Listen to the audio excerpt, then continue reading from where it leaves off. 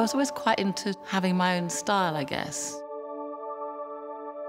I didn't actually particularly like sewing, but I liked what you could do with it. I always had something quite different and new, and I sort of liked that. It just became very much what I did, and so I went into fashion.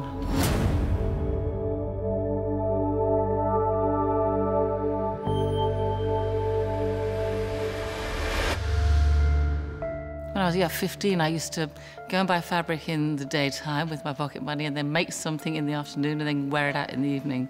I was always really observant about how people looked, what they wore, how they expressed themselves. Hence, I became a new romantic. There was Steve Strange and Boy George and Spandau Ballet.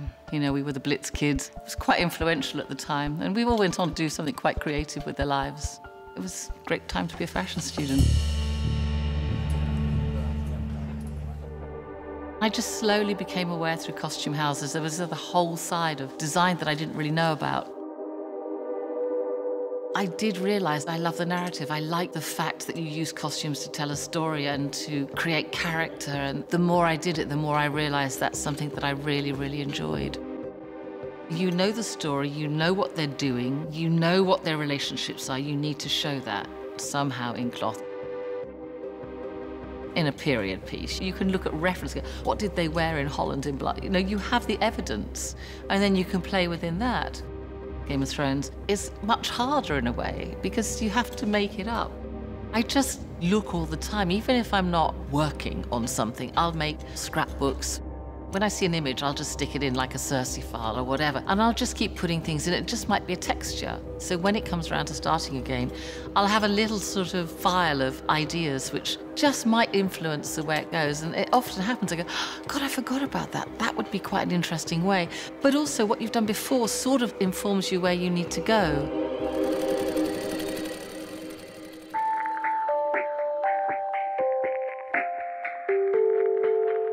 Designing a series like this, first it has to come from a script, that guides you. Then you start building up a picture of how this person lives and what influences them. As if they're on the coast, they can trade and they can buy and they can become much more flamboyant. There's competition because there's more than one armourer or more than one dressmaker. It's Winterfell. What do people do in the evenings? Well, they probably embroider.